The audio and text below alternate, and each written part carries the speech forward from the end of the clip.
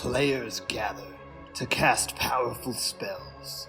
Some of the oldest and most powerful in the history of Magic the Gathering. Force of Will, Wasteland, Dark Ritual, and many others. Battling head-to-head in brutal combat, they all have one thing in common: to uphold their legacy and the search for eternal glory.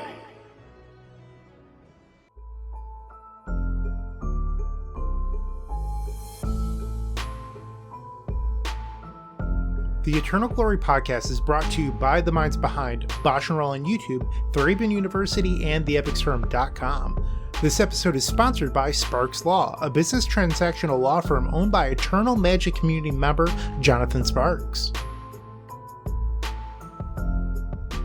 Hello, and welcome to episode 115 of the Eternal Glory podcast, Organized Play and the Great Proxy Debate. We've already recorded 30 minutes of introductions and banter for the week, available in our supporter-exclusive pre-show. Check out patreon.com/eternalglory to gain access, or join as a YouTube member for the same content on YouTube instead. As always, I'm Phil Gallagher, aka ThrabenU. I am Brian Coval, aka BoshNRoll. And I am Bryant Cook of the Epic Storm. Pre-show is pretty good today. You can hear us kind of talk about some of our secret CEDH thoughts going into the boil. That's true. That is coming up. Secret thoughts. Also, how I feel about weddings. That's available. Shout out to our new members who are going to enjoy that content this week. We've got Jay and Dusty from Patreon, and then from YouTube we've got Buster D, Mike N, the great Mike Noble. I'll just say his full name. Dox him. Chuan, and Skippy TLB, which I hope is not your real name. Bunch of new members since the last one. Shout out to all of you and everyone who continues to support the show. Speaking of, this episode is brought to you by Sparks Law, a business transactional firm owned by Eternal Magic community member Jonathan Sparks. If you're an entrepreneur, business owner, or gig worker looking to start your own company, Sparks Law can help with partnership agreements, contract reviews, intellectual property protection, or any other business legal questions. If you want to shape your business strategy with a fellow Eternal gamer who actually knows what they're talking about, reach out via email to jsparks, that is JSPARKS, at sparkslawpractice.com, or call 470-268-5234. And if you want to advertise to our 10,000 plus Eternal gamers every episode, feel free to reach out. We're always accepting new sponsors. All right. So most of our episodes focus directly on Legacy and Eternal Magic, but today's episode is going to be a little bit more indirectly focused on that. There's been a lot of Twitter discourse recently, and good conversation around organized play, card prices, tiny events, proxies, disqualifications for using fake magic cards or real magic cards that were considered marked. Cedric Phillips has had some awesome things to say. There was a ton of discourse that started after a tiny 231-person 20K. So today we're going to kind of talk about where organized play was pre-COVID, kind of what happened with COVID, and assuming that we have some time, an ideal future for what organized play might look like in the future, if it is going to kind of come back and revive. And I just want to clarify a piece of terminology that we're going to be using, and that's pre and post COVID. COVID is still out there. We mean pre and post lockdown primarily. I know there are folks who feel strongly that the term post COVID is really dangerous to the world. And we just mean pre and post COVID lockdown, but we will probably be saying post COVID. And that's what we mean by it. All right. So let's start with kind of the pre-lockdown Magic, what many of us might think of as the glory days of organized play. If you are a player in or around any sort of major city, you can, on most weekends of the month, travel 2 or 3 hours and play in some sort of major event of some kind. Be that a GP, an IQ, an SCG Open, an SCG Classic, there's just a lot out there. I should also specify that we are coming from northeastern and southern but East Coast world, which I know we were in the heat of the SCG circuit. All of our locations are there. Shout out to players in Latin America or Africa or whoever who this was never true for, but we are doing our best to paint a picture of what was going on before the lockdown and what's going on after, like what kind of support there was, at least in the areas that we could access.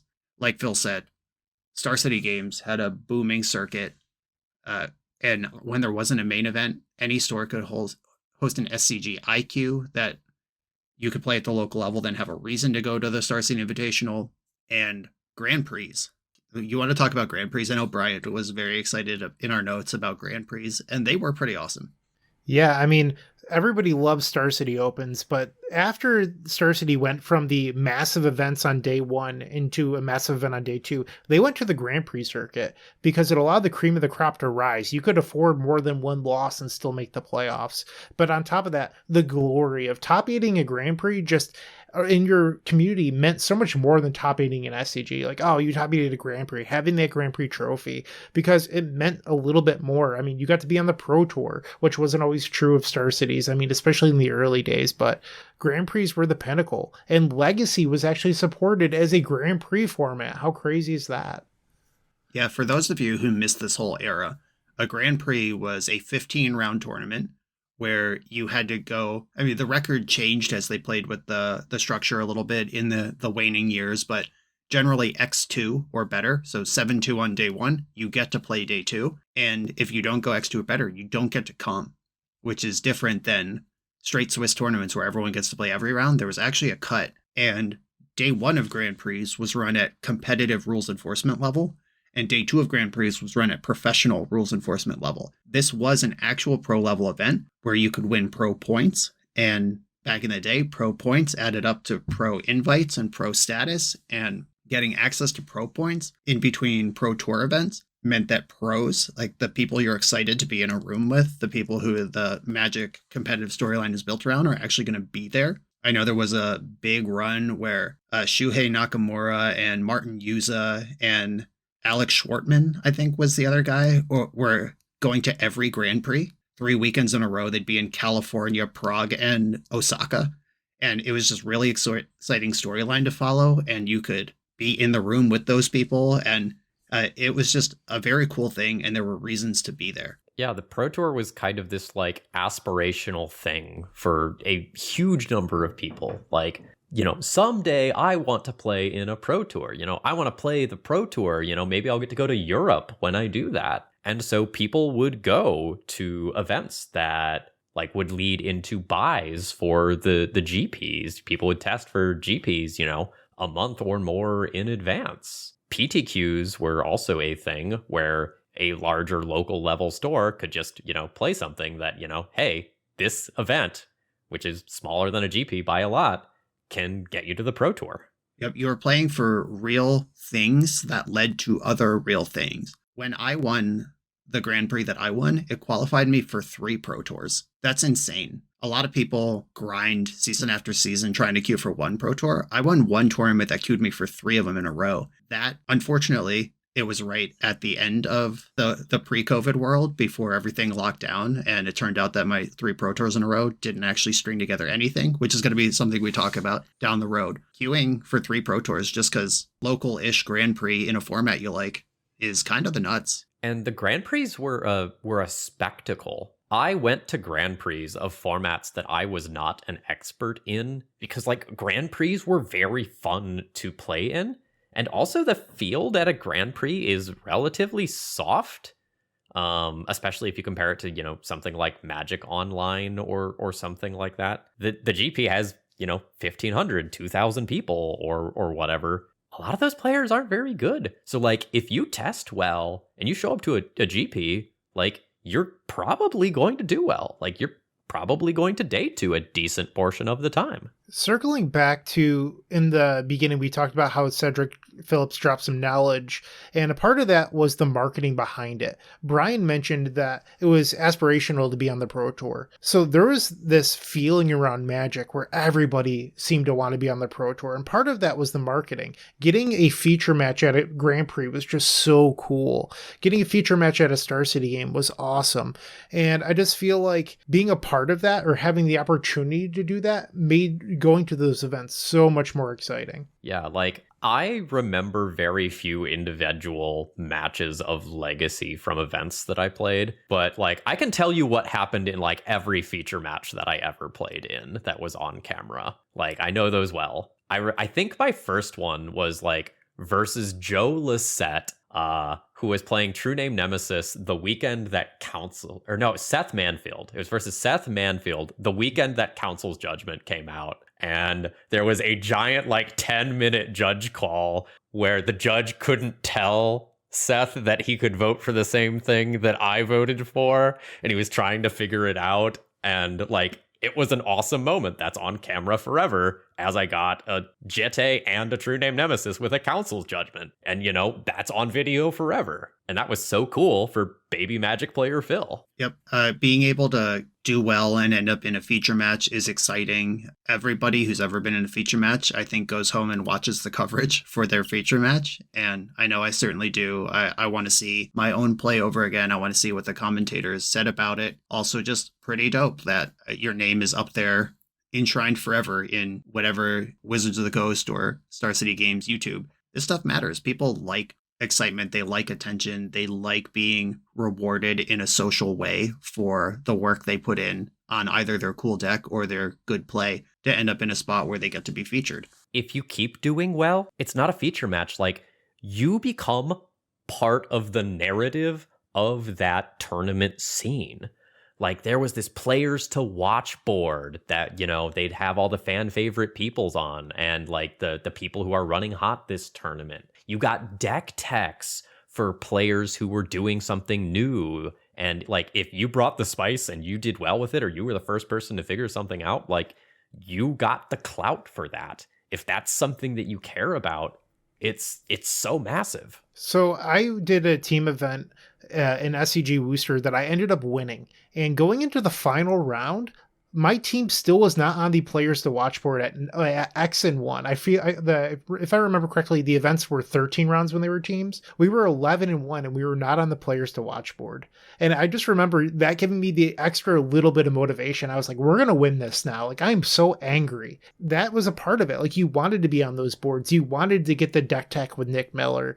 All of those things. Like, that was a part of going to these events. Yeah, and I played a Star City event that I lost in the finals of with Urza Thopter combo the week that Modern Horizons 1 came out. I had been working on Urza with Ray Perez online, and then Harlan Fierce stayed at my house for that weekend. It was here in Pittsburgh.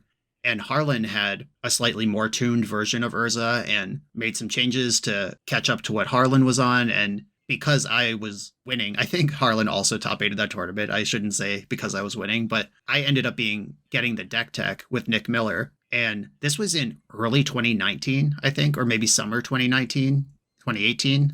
Whenever this was, it was a long time ago. And within the last 2 months, Harlan daggered me by saying, like, remember that time you copied my homework and got the deck tech? So like 5 years later, from a person with countless achievements since then, it's still in his head how important or how cool it was to get a deck tech.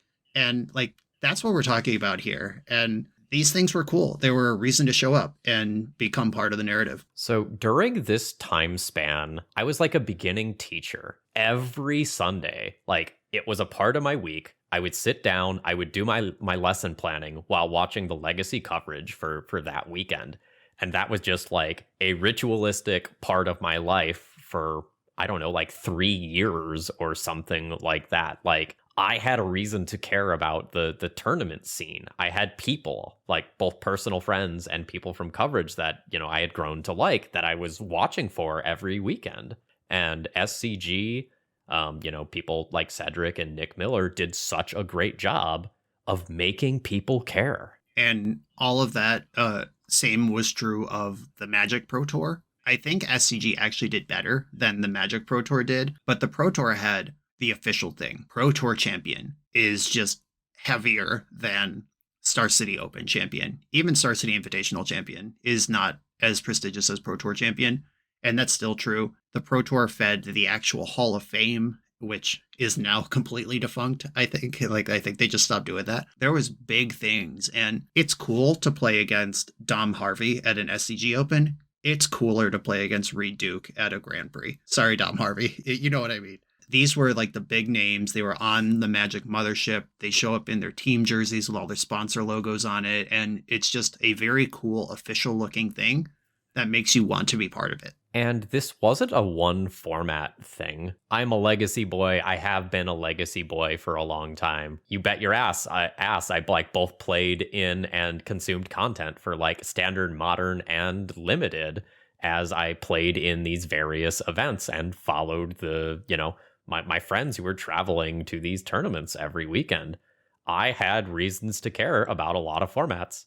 And so I played them. In a slightly earlier time period, the events were standard on Saturday, legacy on Sunday. And if you were traveling 8 hours to go play in Pittsburgh or wherever you were going, you're like, well, if I'm going to drive all that way, I might as well play standard on Saturday. They found a way to get legacy players to play other formats. They eventually ended up changing this because the travel was just insane. This is going to sound like a brag, I don't mean it to be, but I ended up winning SCG Washington, and the event ended at 1 a.m. My friend drove us all the way back to Syracuse.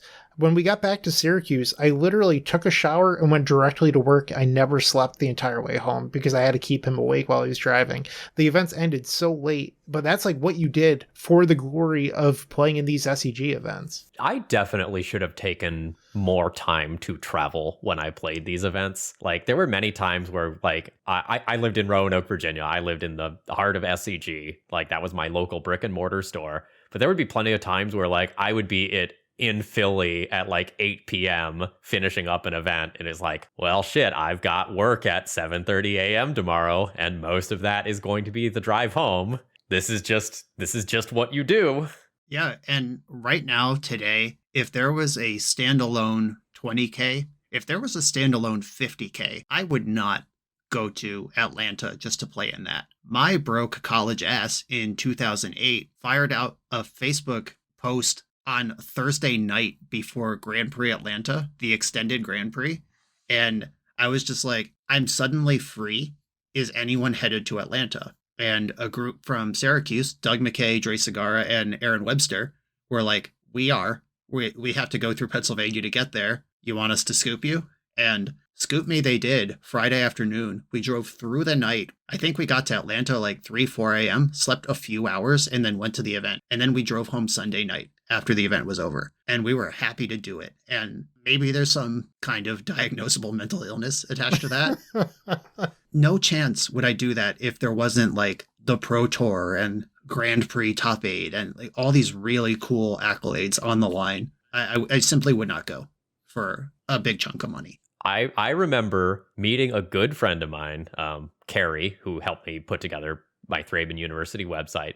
I met Carrie on Thursday night at a modern event. We played a bunch of rounds together, kind of chatted afterwards. I think we got dinner or something. I think it was me. I think I mentioned like that I was thinking about going to Richmond for the SCG event over the weekend. And he was like, oh, sweet, I'll go with you. You want to split a hotel room? And like, that was the start of our friendship. And like, we both just had this desire to go and play because they built such a good narrative. All of these things feeding into each other, these players to watch, these buys into events, this great coverage, player tokens, it all fed into an experience that was worth participating in. And there were 2 additional attachments to this, which will come up big later in our conversation. If you wanted to participate in these events, you had to buy cards. These were all official sanctioned events, many of them sanctioned by Wizards of the Coast, and you needed to own actual Magic the Gathering cards to participate. The ecosystem knew that, and the vendors on site, unless you needed something like really crazy and off meta, they would probably have what you need if you show up. And like the power of a standard Grand Prix is that vendors could just bring like 12x cards in standard and or whatever it is. Like, I don't know their packing metrics, but they could predict what they would want to sell. They could reasonably have cards that you need. And both of those things have changed a lot, and we'll get to that in a minute. Let's start going there now. So COVID-19 starts coming around, lockdown happens, and the pandemic circumstances end up delivering a death blow to many smaller local level shops, while also taking out many different like tournament series. If you just go 2, maybe 3 years without kind of having your normal crowd around, without doing all of your marketing, without building that player base, it is just disastrous. And so largely the only paper Magic that is thriving during this time is webcam play, which for the most part is EDH, is Commander, as it was a way to socialize with people during the lockdown. I sold off my Commander decks in 2014, and I did not think about the format once, and I rebuilt Commander in 2020. That's the power of webcam EDH during a time when you could not go play Magic in places. A quick note here. I have fond memories of early lockdown because it would just be me plus 8 of my friends in a Google Hangouts call with us all just playing Magic Online together. And I loved it. It made my bonds with some of my friends much stronger. It felt a lot like cramming into a car to drive to an SCG. And I know that it was a tough time period, but I do look back fondly on that. Yeah, there were some silver linings. Another thing that happened, this happened slightly before the world shut down, but it kind of exploded incidentally. Arena started to exist and became publicly available. It created both a third way for players to seriously engage with Magic in addition to paper and MTGO. And it's the first way that was provided by Wizards of the Coast to play Magic for free. You can sign in and slowly grind yourself up to entry to a draft well, and then have a collection from your draft. And you could kind of live the Chandelar dream, which didn't really exist in real life. Like I guess you could draft well at your LGS, win some store credit, buy a standard deck, start grinding standard, like maybe. Arena grinding is a real way for people to enter Magic the Gathering and build a collection for free, which is not something that's existed in a practical way before. And on the note of collections, the pandemic does something really weird to the vast majority of players. So most players keep up with each set release, buying whatever they need for their various formats. Maybe you're keeping up with a standard deck. And when all of a sudden you have a collection that's 2 or 3 years out of date, it's not, oh, it's $20 this week to update my deck so I can play in my F&M. That's fine. Now it's, oh, I need $300 to $500 at once to build a standard deck. Or, oh, all these crazy staples came out for Modern. I'm now down multiple hundreds before I can update my deck. And limited play ate shit so hard that they made new booster packs to compensate for the lack of people actually sitting down and drafting in stores. You did not have the ability to draft and build your collection, and stores did not have the ability to just buy all the rares that people didn't want out of the drafts, and store stock became harder to get, and individual stock. I remember at the end of Lorwyn block, like I drafted a lot during Time Spiral, Lorwyn, Shadowmoor, that era. And at the end of Lorwyn block, it was like, oh, I need a deck for regionals. I don't really play standard. Let me check my draft leavings. And it's like, playset to Cryptic Command, got that. Reflecting Pools, Vivid Lands, got it all. Like, you just had it. And that whole thing is just gone. So something that I'd like to address here is there was 2 major factors happening, which was webcam EDH took off. We mentioned that. But those players were buying dual lands. They were buying Mox Diamonds. All of these reserve list cards, people had an extra reason to buy them. And all of a sudden, with the stimulus checks that a lot of Americans received, there was a bubble with Magic cards where cards that were highly sought after were being bought by investors. They were being bought by players, and the price of a lot of staples just went through the roof. So when Phil mentioned being able to spend $20 here or there, that $20 didn't get you nearly as far as it did previously. Physical cards becoming more expensive, and Arena existing where you could play for no money, and the primary way to play Magic being unsanctioned casual play among private spell tables or Discord calls, leads to a different understanding about what a Magic card actually needs to be, which we're going to spend a lot of time on in a minute. But we could start to see the erosion of the desire to actually own real Magic cards. I have two more points that I would like to address. So one, many Americans lost their jobs over the pandemic and were forced to sell out of their collections, which was tough to do because you couldn't go to an SCG or a Grand Prix and sell your collection. That couldn't happen. So now players had to find game stores that would even buy cards because it's tough to sell cards during the pandemic because you didn't have a storefront. So a lot of players had to turn to online marketplaces and try to figure out what to do on their own. The other thing is many people just weren't selling. Like, it was tough to find cards to buy. So you had people trying to sell out that struggled to sell out because there wasn't these events.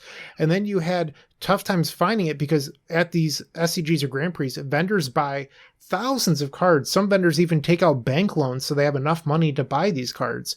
But without that, they were struggling to find the inventory that didn't come from these new booster packs that Brian was talking about. So something that kind of starts to happen also is that WotC's outlook changes a lot. They realize this commander market, this casual market, is doing so much of the heavy lifting for Magic, and they start to push out more releases towards that market. We start getting a huge influx of Secret Lair products, more Commanders releases, stronger universes beyond things. And we also see a shift away from events and a shift to content creators.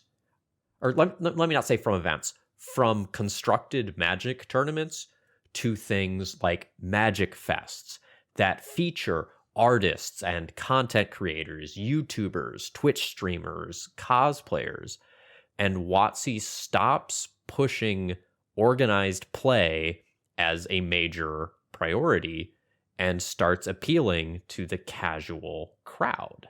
And this comes with getting rid of play the game, see the world mentality. Play the game, see the world was an actual slogan that Wizards of the Coast used to promote the Pro Tour. And then they'd show pictures of like Paulo Vitor Damarosa hoisting a trophy in Puerto Rico, John Finkel hoisting a trophy in Malaysia. And they had all these really cool images to push the play the game, see the world narrative. And then they were already kind of rolling it back. Remember, hashtag pay the pros and stuff. There was a lot of stuff going on with the quiet erosion of organized play support, even leading up to the pandemic. But once it hit, it was kind of like supermarket sweeps, like, let's just shut down all this stuff. And whether they used the pandemic as an excuse to do some big moves they were planning anyway, or if they really just had to because it didn't make sense to do anything else, that is not part of the conversation anymore. Now the conversation is very much playing Magic is negative EV, and you're crazy if you think you're going to make a living doing this. And that's coming from the people who are making a living doing this, or at least would have been 6 years ago. Now at these Magic cons, the Pro Tour is a part of the Magic Con. You know, the Pro Tour is upstairs at a Magic Con.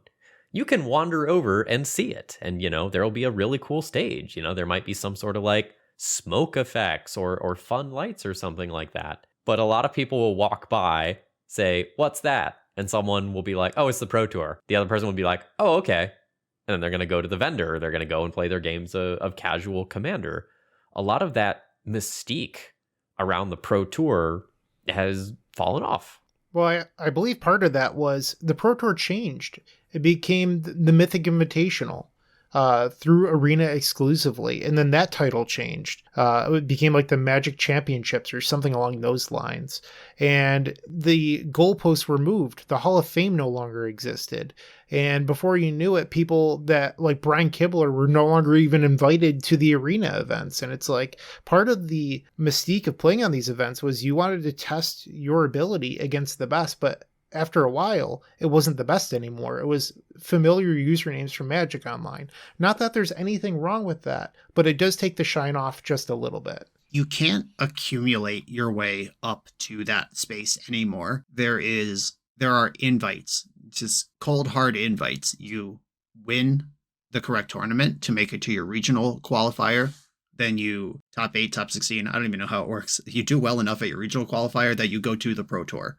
And then if you do well enough at the Pro Tour, you could come to the next Pro Tour. In the olden days, there were pro points where maybe you min cash a Grand Prix, but you get 2 or 3 pro points. At the end of the season, you get the 15 points you need to get qualified to the next Pro Tour, and you can have a string of consistent low finishes, or consistent medium high finishes, I guess, depending on what your definition of low is. Consistent finishes could keep you on the train. I mentioned before when I won the Grand Prix, I qualified for 3 consecutive Pro Tours.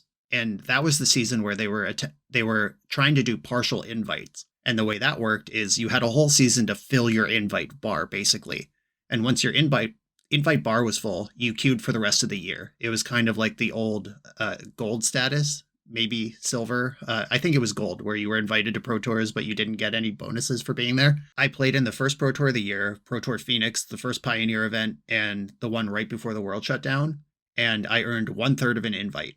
I filled my bar 1/3 of the way, first event of the year, and I was queued for the next 2 Pro Tours, and I was ready to show up to Grand Prix until that bar was full. And then COVID hit, and even though they kept running Pro Tours on Arena, they got rid of partial invites. They just said, these are going to stand alone, they are what they are, and we are not going to honor what we said was going to be the plan. Obviously, the plan has to change, but they got rid of even stuff that they probably could have supported into the pandemic, and it's just use it or lose it. There is no partial credit. At these Magic events now, and why don't we go ahead and talk about the recent SCG event? Where was this SCG event? Does anybody remember? Cincinnati.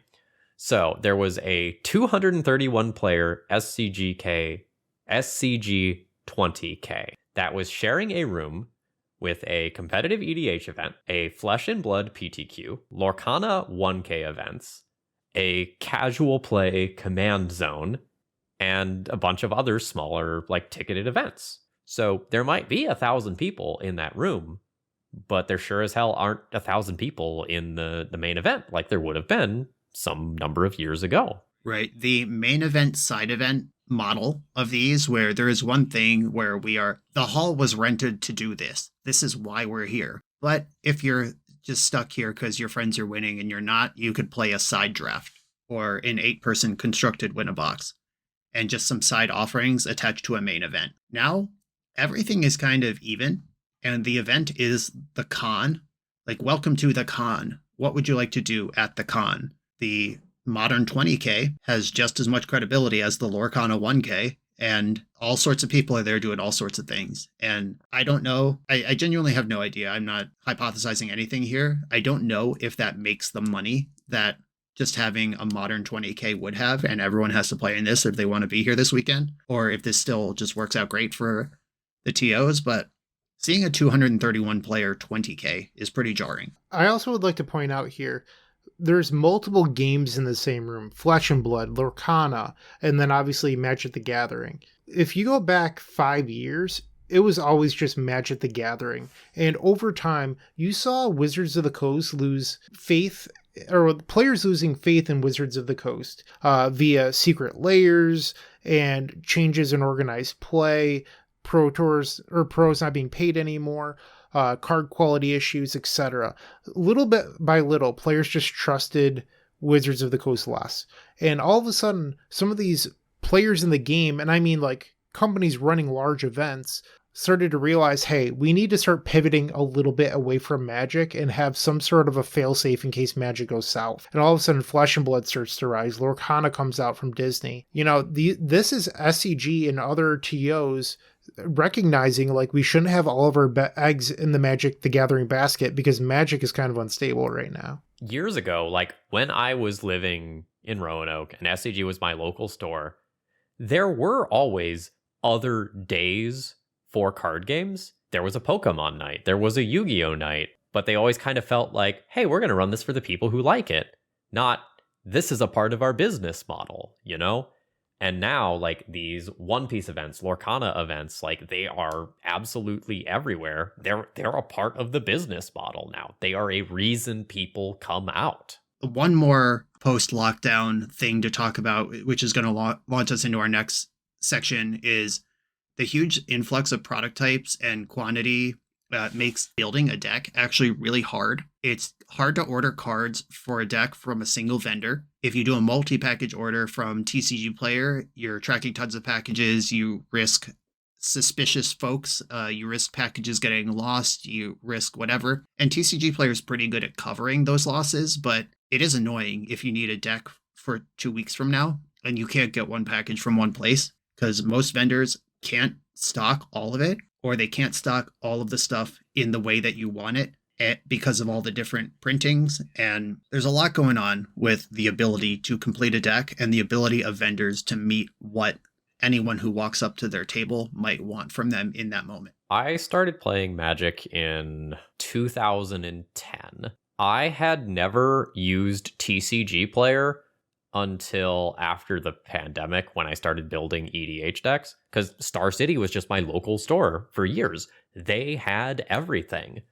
Post-lockdown, I went to try to build an EDH deck, and SCG was out of like 20 cards I needed. I was like, whoa, that's weird. How does TCG Player work? Yep, I'm not here to shoot shots at any individual business, but I also was a SCG ride or die. I could just get a fair market price and they'll have everything for probably 10, 15 years. And then suddenly I tried 5 or 6 times in a row and they just could not fill my order. And that happened within the last few years. And now I just make it work from a hodgepodge of sellers, wherever they come from. And note that, like, when I say SCG here, the same would be true of any major online retailer. Like, I'm sponsored by Cool Stuff Inc. now. I try to buy from them whenever I can.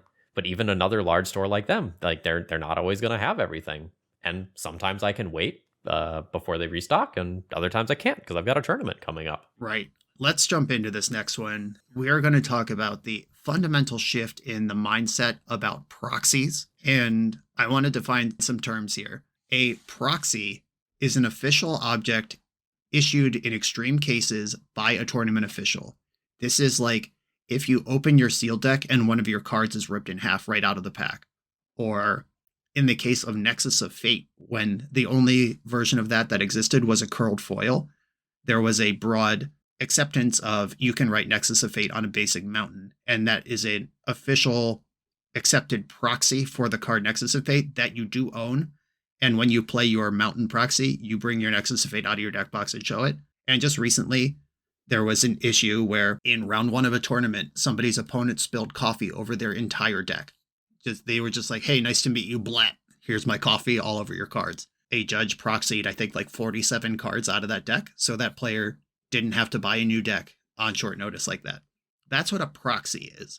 The next term is a playtest card. And this is an object used by players to represent a card that they don't actually own in unsanctioned games. Wizards of the Coast has said in the past that they don't care about playtest cards. They know people scribble Underground Sea on the back of a basic land and try out the expensive cards. They don't care. And in best practice, neither of these things look like a Magic card. They should be obviously fake or obviously not what they say they are, and there should be no margin for error on what you're looking at when you look at it. Which brings us to a counterfeit, which is an object intentionally designed to deceive people into thinking it's a Magic card.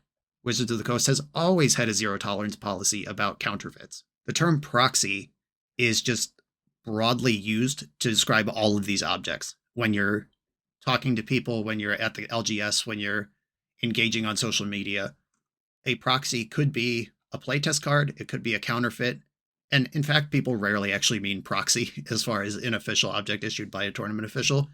But playtest cards and counterfeits all covered under the term proxy when people just talk about it. All right, so let's talk about like attitudes towards these cards in the pre-lockdown times. So you occasionally use proxies, and from here we're just going to use proxy to refer to all these various things. You occasionally see proxies used in tournaments for damaged Magic cards. I very much remember in Legacy tournaments, back when Kess Dissident Mage was playable, that most of those versions of that card were just marked because they were from a set with a bad foiling. And so proxies were regularly issued for those. I remember using a lot of playtest cards for events. I usually just put Sharpie on basic lands, or occasionally we would print out, a set of decks that had just like core basic text on them to use for tournament testing. I somewhat rarely remember casual players proxying cards they owned so they don't have to keep moving them around. Like if someone is a big EDH player, they might proxy their Mana Crypt or Gaia's Cradle or a card of that general caliber that is good and they paid for, but they don't want to keep moving it from deck to deck every time that they want to play. And there were pretty common proxy vintage events. And by proxy, they actually mean playtest cards, but the term was proxy at the time. 10 proxy vintage was normal as far back as I can remember. When I started playing vintage and legacy, or started being aware of those formats around 2008, 10 proxy vintage was the norm. And I have SCG receipts saved in my phone that I paid $350 each for my Mox Pearl and Mox Emerald during this era. And this was an era where it was generally accepted that, yes, of course, we can't ask our players to own a $350 card, and we can issue proxies if we want these things to happen. Today, as of recording this video, TCG market price on a revised Bayou is $385. That's a non-blue dual land, and it costs more than a Mox did at the time where 10 proxy vintage was the norm. And of course, we can't ask players to own a $350 card if we expect them to compete. However, now even the non-blue duels are more than that cost at the time. Now let's kind of talk about the current narrative. Like, where are we at end of 2023, beginning of 2024? I think the biggest question in the room is the reserve list, right? Like, it's creating a chokehold on legacy, but mostly just eternal formats, and it's not helping that Commander uses a lot of the same card pool in some aspects, because the price of dual lands is mostly driven by Commander at this point, not legacy or any other eternal format. And very specifically, like, if you asked me what is the Magic format that I expect to take off in the next couple of years, the answer is unquestionably CEDH, competitive EDH. Like, if you want to build a pipeline, like, get those casual players to get slightly more invested in Commander, like, that's a fantastic way to do it. Well, guess what? My Tivit list, I think, is $17,000 in paper, largely due to a Time Twister, a handful of dual lands, and a few other very expensive cards. That is just fully outside of the budgetary constraints of most hobby level Magic players, even relatively competitive ones who are serious into the hobby. Yep, my Blue Farm Timnachrom CEDH deck. I mean, I have not purchased the cheapest versions. I've been around for a long time. I have the benefit of having some bling laying around. But at the base cheapest version of that deck, you need every dual land that doesn't tap for green, because it's all 4 colors. And then you need every fetch land to make this every dual land mana base work. And then you need Mana Crypt. Some builds play Time Twister, and most builds play Wheel of Fortune. Intuition is in this deck, and it just adds up like several $100s at a time in Magic's most up-and-coming format, being a competitive. So the argument in regular EDH is you don't need an Underground Sea. Drowned Catacombs is fine. Like, you don't need that. There's nothing on the line. But if you make a tournament version and there is stuff on the line, you actually do need Underground Sea to be most competitive. And a lot of these players have the mindset, play the person, not their wallet. So a lot of these CEDH mindset people, they are okay with playtest cards. They are okay with proxying, but many players want the real thing. And that's kind of where the scarcity comes from. And the tournament organizers for the CEDH scene recognize this reserve list problems, and most people running CEDH events are running them as you can 100% play as many playtest cards as you want, as many proxies as you want. And there's some folks like Eminence Gaming who are growing a fantastic tournament scene by doing this. Now, not everyone is on board with this. I believe the SCG events are all, using actual factual Magic cards in sanctioned play. But there's a lot of grassroots CEDH events that are not really grassroots anymore. They're becoming a real solidified thing. Yep. And many of the legacy organizers as well have embraced any number of playtest cards, or a robust list, or anything on the reserve list can be represented with a non-Magic card. And that has just kind of become necessary in a lot of ways because of the reserve list for people to get access to these exciting formats that they would like to play. What do you do if you're a player and you are priced out of something that you enjoy? You find a way that you can still engage with that thing, right? So if people go, I'm priced out of this, I can't play this, I will just proxy up a deck. I will fire up the printer, I'll cut out some air quotes Magic cards, and I will just play. Right. And the pipeline that used to exist is Wizards of the Coast saying, yeah, playtest cards are fine. And they understand that if you like Magic enough, someday you'll join a tournament and you'll have to buy real cards. But now, many of the tournaments in Eternal Spaces, including CEDH, most markedly even, does not actually require you to buy real Magic cards anymore. And with the erosion of organized play and Standard being a non-thing at the local store, and Wizards of the Coast doing very little to put tournaments worth playing on the map, most people just don't see a reason to buy actual Magic cards anymore. Cedric, we referenced Cedric's post a few times already on Twitter, and Ben Sek had a separate jump-off point where he was talking about the market metrics of selling things to casual players rather than putting money into building a tournament circuit. And his point was that it's easier to connect the dots to casual players where you advertise a new EDH precon to them and they buy it. And you can track that because you have that sales information. Whereas a competitive player, there's a complex matrix of relationships between Wizards of the Coast, tournament organizers, local game stores, traveling vendors, and everyone who's part of this ecosystem. And it's really hard to just point at, this is the dollar value of this person.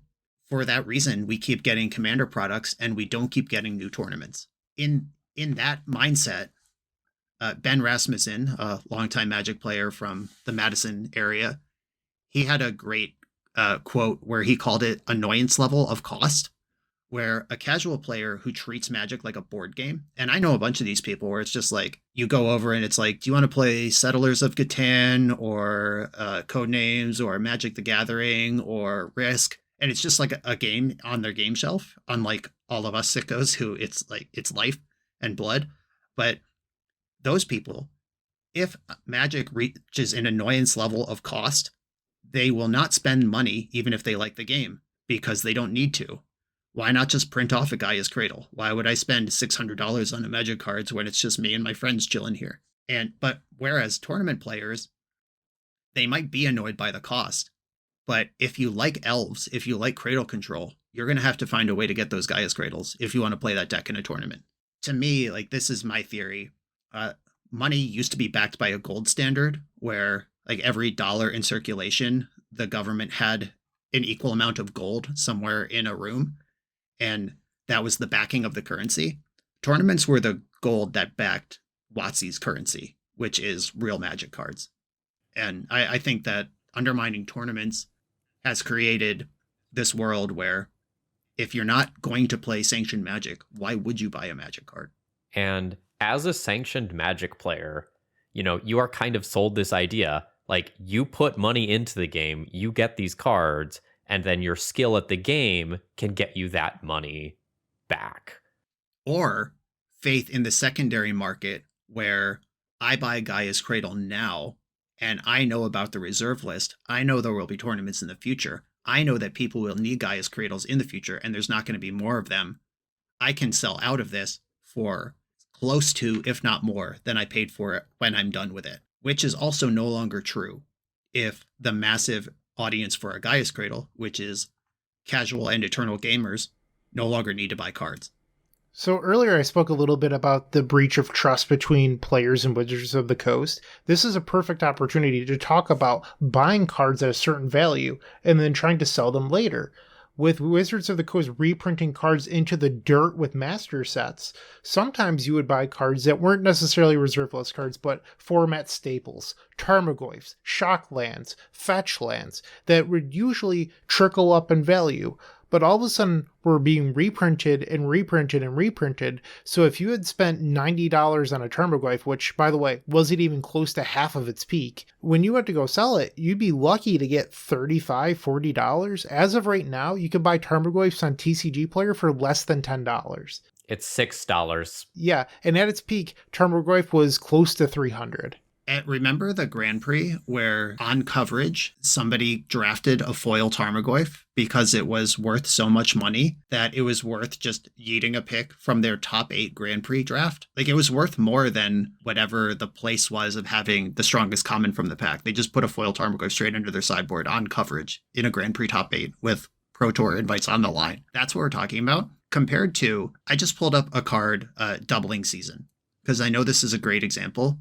This is a casual staple. This card was lots of money, like $50, $100. It was the type of thing that if you reprint this once in a while, just give a few more out and then put it in the vault for a while, it could stay a high value casual staple forever. Doubling Season was originally in Ravnica, which was, I think, 2006, 2007. And then it was a Judge foil, and then Modern Masters. Then it was printed in Modern Masters, Battle Bond, Double Masters. It had multiple printings in Double Masters. Then it was in both Commander Masters and Wilds of Eldraine Guest Enchanting Tales sheet, both this year. This thing has just been pummeled. It went from one printing to one secondary kind of special printing as a Judge foil. And now there's literally 10 printings of this card quickly. And this is the type of thing that is undermining faith in Wizards' ability to manage their cards worth owning in the long term. And I think Magic 30 was kind of the straw that broke the camel's back for so many people. Like, it was so close, just so close to something that could have been a perfect product.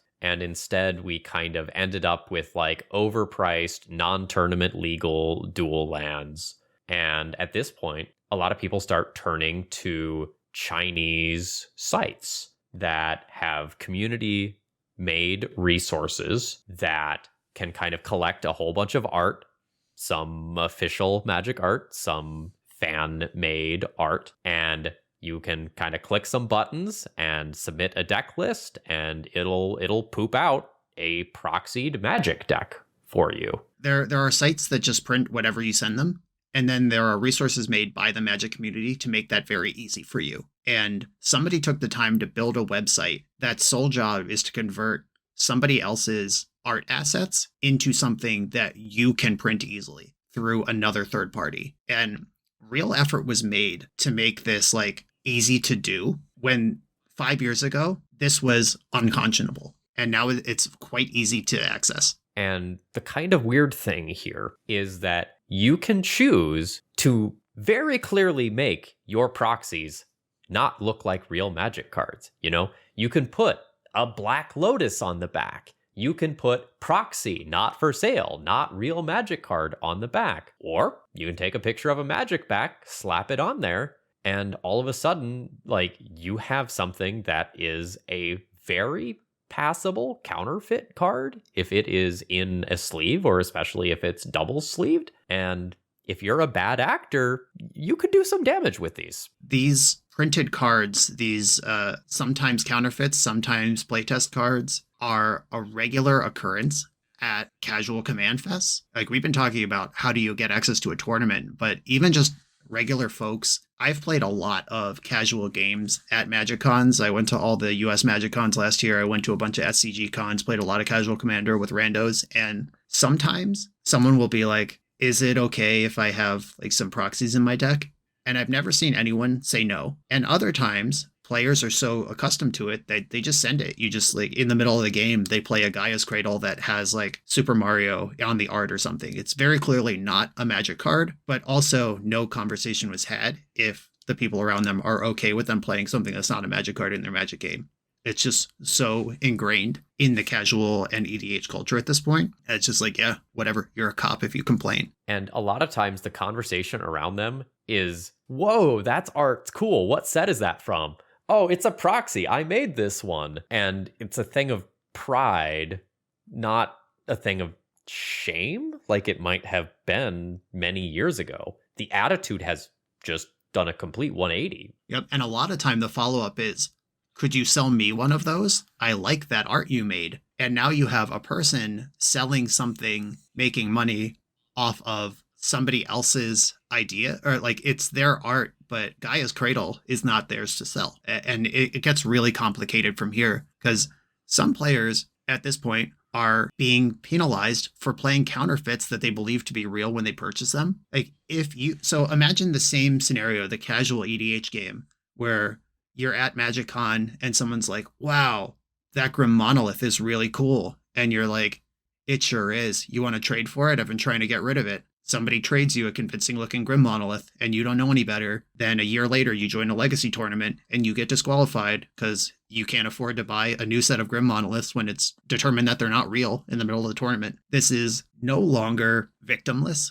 It's actually trickling into the mainstream in a way that these convincing playtest cards are being sold, traded, whether intentionally or unintentionally, as Magic cards to people who don't know any better, which includes the Arena Generation COVID lockdown players who might be handling physical Magic decks for the first time. And they don't have that muscle memory of a 20-year veteran who might be able to pick up a card and know it's wrong right away. And these Arena Generation players, they're stepping into, in Commander Masters was one of the worst printed sets ever as far as quality of everything. Like the paper was bad, the foils are boomerangs, it's a mess. And if that's what you're used to, you're not going to know what a real Grim Monolith is if someone has a convincing counterfeit from a Chinese proxy site, and you're just going to put that card in your deck. So I'd like to go back to something real quick. Brian mentioned, oh, hey, I like that Mario art on your Gaia's Cradle. Would you sell me one? In the eyes of Wizards of the Coast, you could be penalized just because you're selling counterfeit cards. So you should really watch yourself and people around you because you don't want to be doing that sort of thing. You don't want to be the one selling fake cards because, the law can come down on you. Yeah, that is discouraged. There's this even weirder thing that's happening right now. On top of the people who don't know they're playing fake cards, there are people who know perfectly well that their cards are fake, but are making it kind of a moral stance against capitalism to play cards they know are fake in sanctioned tournaments. Their argument is, I have a right to play this game. It's not my fault. I don't have money. And this is really complicated because I'm trying to be really careful here because it is really tricky. I want people to be able to play Magic. At the same time, I recognize that Magic is not a human right in the way that like healthcare and groceries are. And it seems like there is a loud group of people who have taken the stance under ostensibly left-wing rally calls of, dismantling capitalism and hurting big corporations where you can. And if you see someone stealing baby food, no, you didn't. Magic the Gathering is not baby food. There's not a starving baby on the other end. There's a person who just wants to play in a Magic tournament. There are some really stupid leaps being made in service of finding a moral stance that happens to align perfectly with what you want to be doing. And I think that's kind of a mess. And it is, and like I said, it loops back to people. If you have cards that you are playing intentionally in order to deceive tournament officials and your opponents, who else will those cards deceive? And when you're done with them, where do they go? 6 months from now, does somebody who doesn't know any better get penalized and in trouble because they're playing your fake card that you put into the ecosystem? This is not victimless at this point. Like, victims are emerging. There's lots of them from as recently as last weekend. Piggybacking on what Brian said, one of the rally cries that they have are game pieces should not cost money. And that's like ideal in a perfect world where everyone makes the similar amount of money or whatever, but that's just like not the way that our world is structured. And if you want to keep on playing Magic the Gathering, that's detrimental to Wizards of the Coast in this game, because if no one's paying for game pieces, Magic might not exist in 10 years. And I think this point is really, really, really, really, really fucking important. I love Magic. A portion of my career is now like intimately linked to Magic. I want Magic to exist. I spend money on Magic cards. I go to Magic cons. I am a sponsored creator at many of these events. At the same time, I also want people to have access to really cool and fun formats like CEDH and Legacy and Vintage that many people will be just kind of priced out of due to the reserve list. So like there is a line here that you have to be careful not to cross. If people spend too much time and too many resources on these Chinese sites printing proxies, Magic dies, right? But we also want the game to be fun and accessible to lots of people. What do you do? Yeah, this is really tricky. I am not anti-proxy. Like, I just want to say that clearly. I want people to play Magic and have access to these cool things, like Phil just said.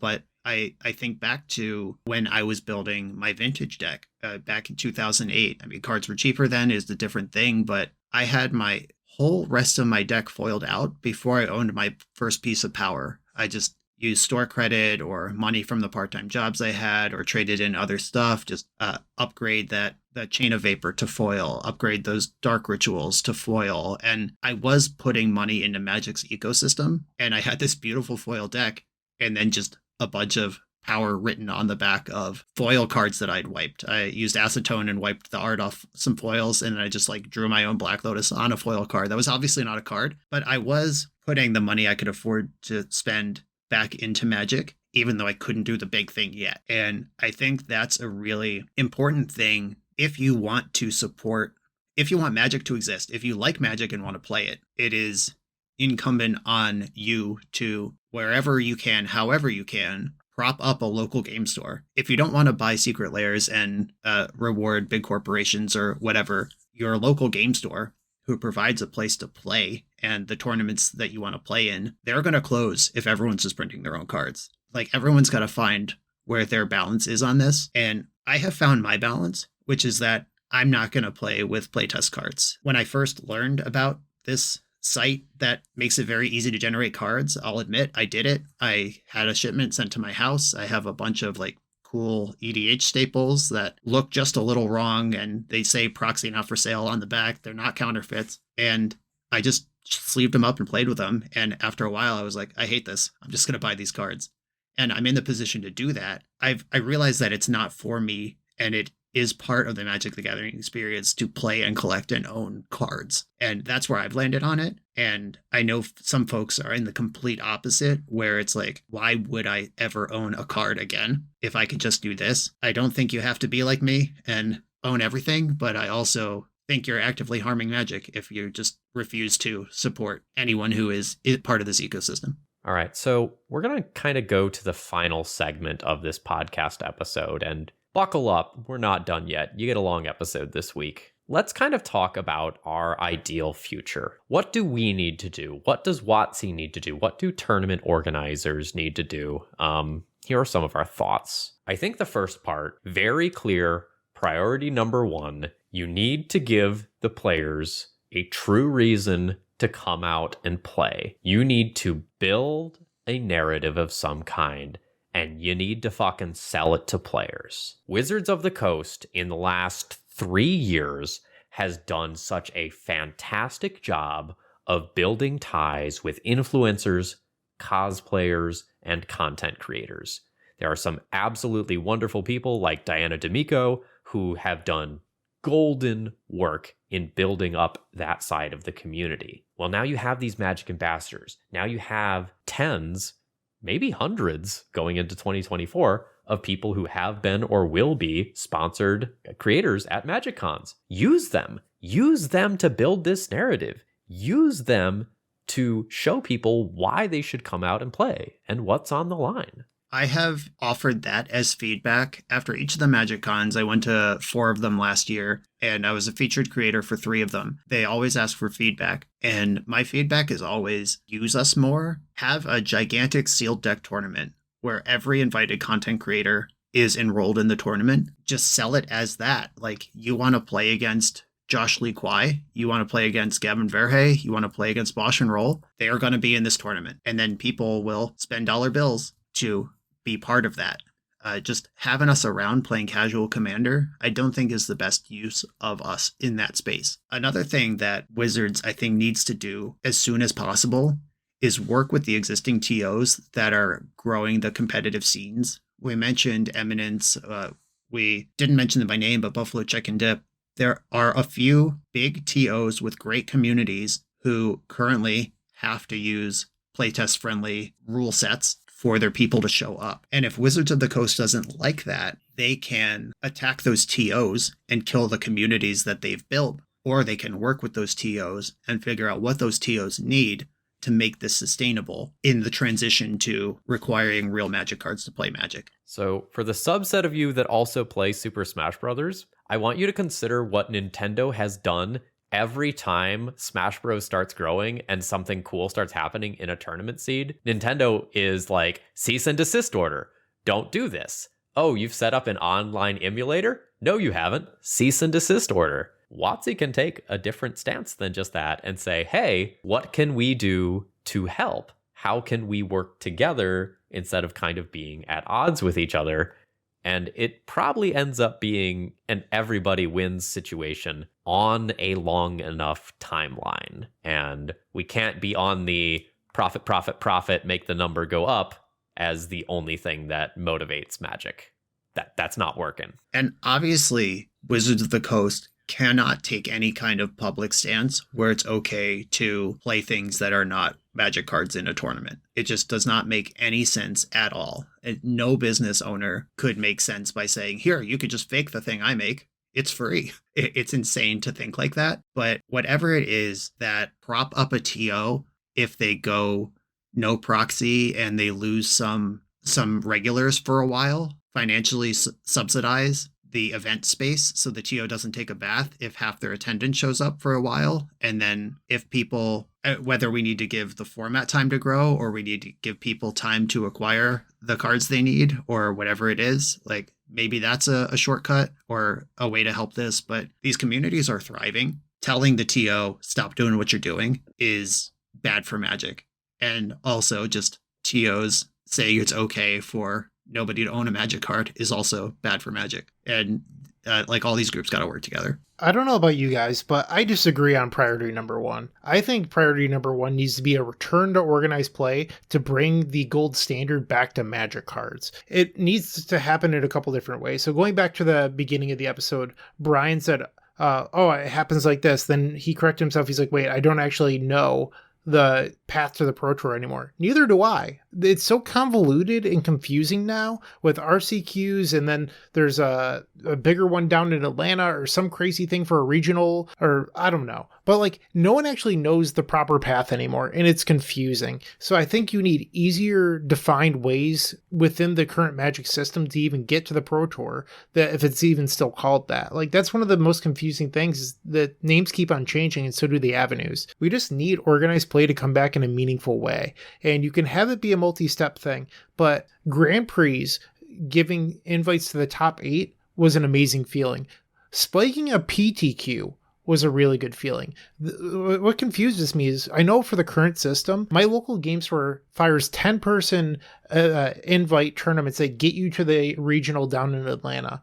When you play in one of those online, they're like 150 people just to get to that same regional event down in Atlanta. It doesn't make any sense if that's going to be the structure. And it's just really bad for the game, I think. One of my local stores, who I will not name, they don't have chairs. They don't have a bathroom, but somehow they were an approved WPN location and they get an RCQ every season. And they tell their locals who like come in and shop there, like, hey, we got this thing on Saturday. They cap them at 10 and they hope that only the 8 people that they told show up. And it's just sort of like a reward for regular shoppers to have an easy path to the regional Pro Tour qualifier versus other stores in my city who hype it as what it deserves to be, and they get 50, 60 people. One of these things just should not be allowed, and I think is a disgrace to the game. And the other one is doing it right, but they both only get one slot at the end of the day, and it's just really annoying. Another thing that we need as Magic players, and especially as judges,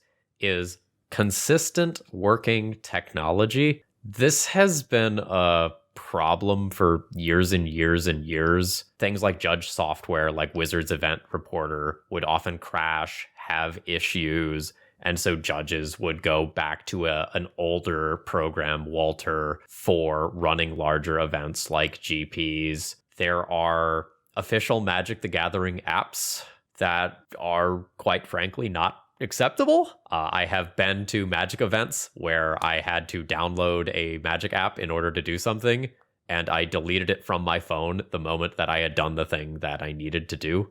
We need good quality apps that consistently do the things that we need to do, and this may require some outsourcing. There are some tournament organizers who use their own software. Again, like Eminence Gaming has done some great work in that with the CEDH front in particular. And like WotC needs their own stuff, or they need to just cave and like use the stuff that is working and make it the gold standard of the industry. Yep. MTG Melee is out there. I know CubeCon developed their own pairing software. There's a bunch of smart, passionate people out here who have done this work in an important way already. And one of the dirty secrets that people who weren't judges at Grand Prix don't know is that even Walter, the Wizards Large Event reporting software that they used to run Grand Prix on, was horrible. And there was one guy, his name was Nick Fang, and he was the scorekeeper at every Grand Prix, and he got paid handsomely to do it because he was the one who could troubleshoot Walter on the fly without ruining people's weekend. I don't believe he's available anymore. I don't believe TOs on the scale they're running could afford him. Without Nick Fang in the chair, there's just nothing. It's really embarrassing that you can't play in a stable tournament on a Wizards of the Coast issued software when that's kind of their thing. And once you have this stable software, you need to build towards something that reinvigorates people, truly gets them excited. Imagine you're watching GP coverage, whatever it's going to be called, and in between rounds, bam, one of your favorite content creators all of a sudden has like a commercial spot where they have produced some sort of cool video for the event that is previewing an upcoming product. Imagine the hype of, in the middle of a broadcast, hey, and here is the announcement of the reserved list being broken. Here is the new product where we're going to re-release these cards. And guess what? They are going to feed into Legacy, Vintage, and CEDH events that we have scheduled in, June, September, and February. You can build a crazy narrative using the tools you have at your disposal. And another one that I thought of was like, how we have some players who have their own Magic cards. We have Fairy Mastermind from recently, Dark Confidant. Imagine if you turn that into an event at one of these Magic Cons. Like, spike this event, you win your face on a card, or play this local event at your shop. And now you're in the player card qualifier tournament, where if you win this, you get your face on a Magic card. You turn it into a highly televised thing, where you interview a bunch of players, talk about what sort of card they would want to make for your next major coverage thing. You have an interview with the creators where they talk about actually designing the card, and the artists about how they, got the player's likeness on them. There's so many things you could do to just absolutely drive the hype train and make people lose their goddamn minds. And you just have to find whatever that thing is that's going to accomplish that goal and sell it.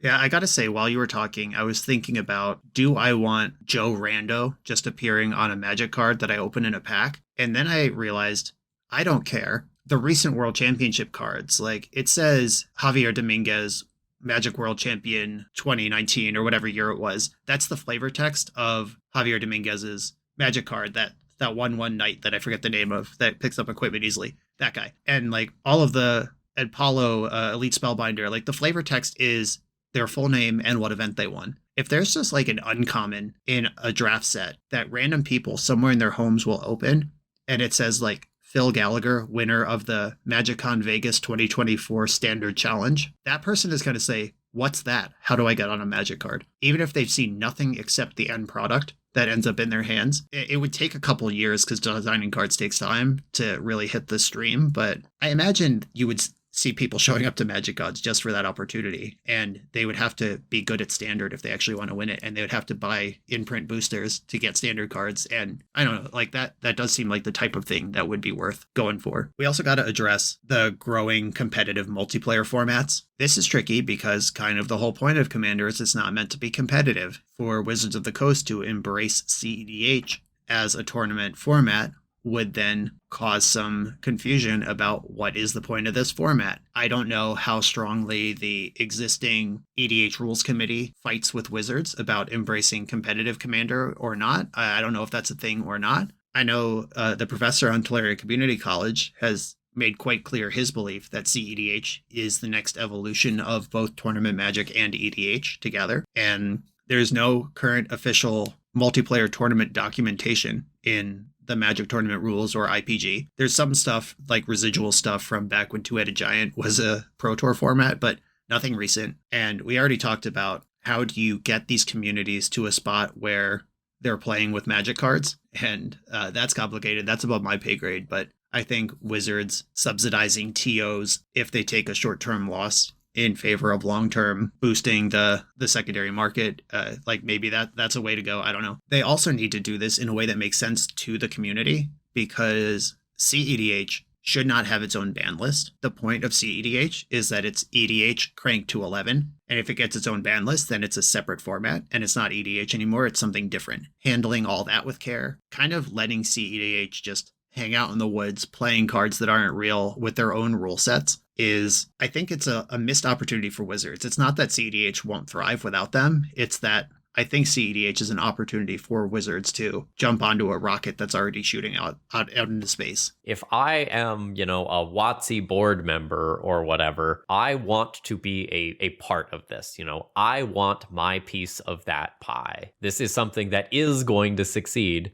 I would like to be a part of it, not ignore that thing that exists that all sorts of people in my target audience are doing. And also, what a great way to transition people to organized play, right? The casual EDH to competitive EDH to 60-card constructed pipeline is very real.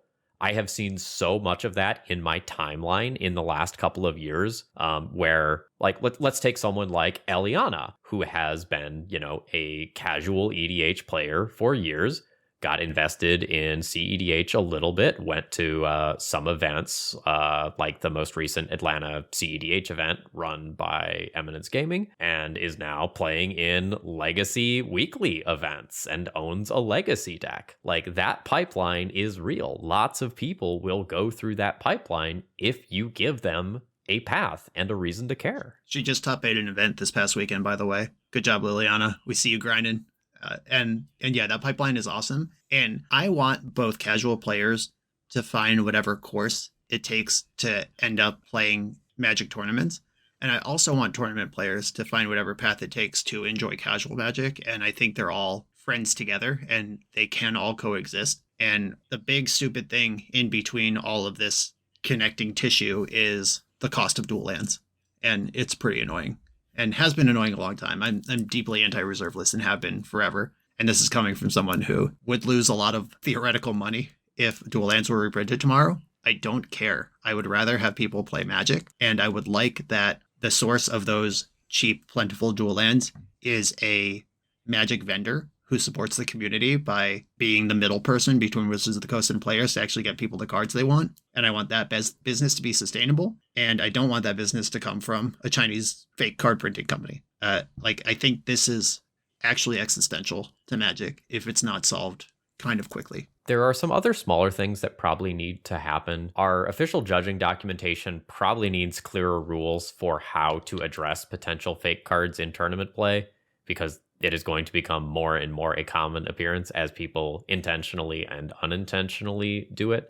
This maybe requires some training for judges. This maybe requires someone on retainer, that there's like an expert that's on call for these sorts of issues. Or, maybe we're supposed to tell judges, like, if it's passable, don't make a big deal out of it. If it's clearly fake, if that's the Magic Online Underground Sea art, get them. If there's reasonable doubt, err on the side of the player or something. We need guidelines for what we're supposed to do. Yeah, this might be a little tinfoil hatty, but I think coming from the 231 player 20K that we talked about earlier, many stories of fake or marked cards being sniffed out, or cards that were accused of being fake that turned out to be real, just all of these weird stories coming out.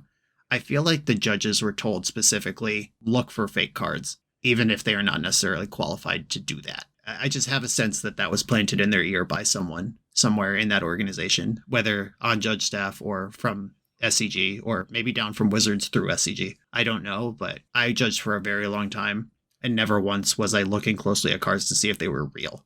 I was just seeing if they were marked. I was seeing if the deck was legal, and if a card was just like Phil said, blatantly not a thing that exists, I would question it. Never once was I like looking at someone's blood crypt, taking it out of the sleeve and trying to feel if it felt real or not. That's just insane. I don't know where that came from. I kind of hate that it is now a thing that needs to be said. Because there is this contingent of folks who think it is not only acceptable, but morally imperative to play with fake cards and try to get away with it. I guess kind of the last thing here, and I think WotC has gotten the memo on this one, is that there needs to be kind of pumping the brakes a bit on the quantity of product released. Players have kind of malaise. Vendors are having trouble keeping stock of everything. You can't reasonably build a deck online by going from one vendor. It's great. It's so great that they have different types of product aimed at different audiences. You know, the competitive players need different things from casual players that need different things from the collector. But when we get out of spoiler season and we get our hands on the cards for the first time, and before the pre-orders arrive, the next set of spoilers are starting, it's really easy to lose faith in Magic. And WotC needs to get that faith back. They need to build that narrative. They need to get people invested again. Yep, I agree completely with that. And then circling back to my doubling season point earlier, when you just bought a doubling season because it got reprinted for the first time in 6 years, and then a new set is previewed and it has doubling season in it 2 sets later, insane. Like that cannot happen. That's bad for everyone. We love Magic. We spend money on Magic. Portions of our careers, our daily lives are linked to Magic. We've been in it for huge portions of our life, and we want that to continue. We want people to spend money on cards. We want them to feel good about spending money on cards. We want them to play in tournaments with these cards that they purchased. We also want the game to be accessible and fun. We want people to have a reason to get up and play Magic. For a lot of people right now, they don't have some or all of those things. So here's to hoping in 2024 and beyond that we start to get a path forward and we start making steps forward towards some of these things actually happening.